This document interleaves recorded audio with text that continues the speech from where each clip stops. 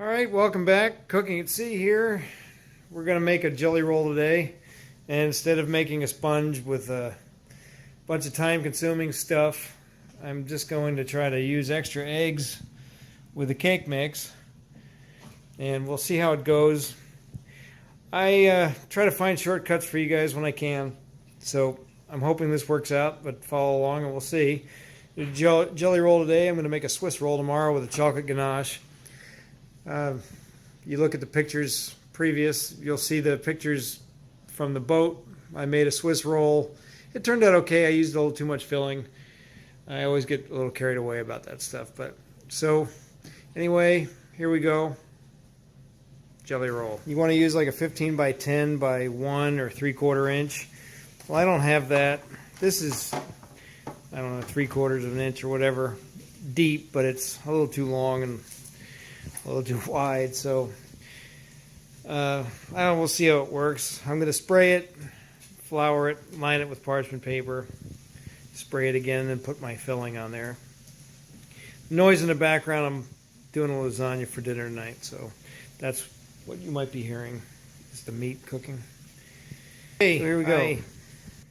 I used some of that spray oil and some flour, and then I put a piece of parchment paper down. Wax paper will work too. I'm going to try parchment paper because that's what I have. Then I sprayed it. Now I'm going to mix the ingredients and give this a try. Use what you have. I think that the spray, there's the spray I used. The spray that has the flour in it probably would work pretty good too, but I don't have any. So here we go. Start mixing this stuff together.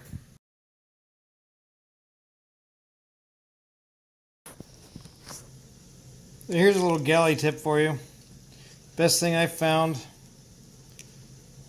you get a piece of shell in there, is to use the shell. Use another shell to get it out. Seems to work every time. Okay, 6 eggs in the bowl. I'm going to beat those for 5 minutes until they're nice and thick and lemon colored. Okay, 5 minutes later, the eggs are beaten vigorously for 5 minutes. I'm going to put a 1/4 cup of vegetable oil in, 1/2 cup of water, and the cake mix, and I'm going to beat it on low for 30 seconds and then on medium for a minute. Preheat the oven to 375. Doing that now.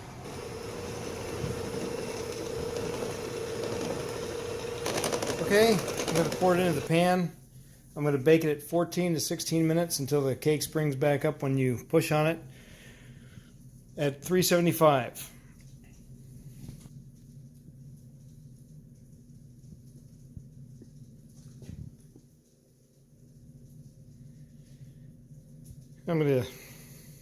I don't have 3 hands, so I'm going to have to stop and grab a spatula and spread this out evenly.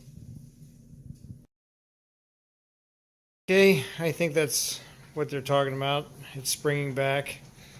I'm going to flip this over onto this tea towel that I coated with some powdered sugar. And then I'm going to roll it up while it's still warm. And I'm going to put it on this rack to cool. Well, that was amazing. It flipped out of the pan just fine. So, peel this back. Well, that seems like everything's turning out fine. That's weird, huh? I'm going to roll this up and I'm going to put it on the rack. I guess you're supposed to roll it up while it's still warm because it rolls up better and it won't crack. Or it won't crack so easily. Okay, it's rolled up. It's on the rack. I'm going to let that cool for a while. Then I'll unroll it and put the filling in. It's cooled off. I unrolled it. It's a little cracked right at the beginning and I think it'll hide pretty well. I'm going to cover this in raspberry jam, seedless raspberry jam, and then I'm going to plate it and I'm going to powder it with powdered sugar and I'm going to call it a jelly roll. And then I'm going to move on to the Swiss roll again. Okay, it's covered in raspberry jam. That's the kind I use, the seedless red raspberry jam. It's covered.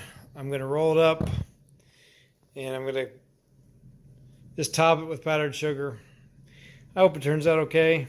My wife likes raspberry. Here we go. See if I can do this without any cracks. Okay, I'm going to put it in the refrigerator for about an hour and let it cool. And then I'm going to cut it and see if it looks like it's supposed to.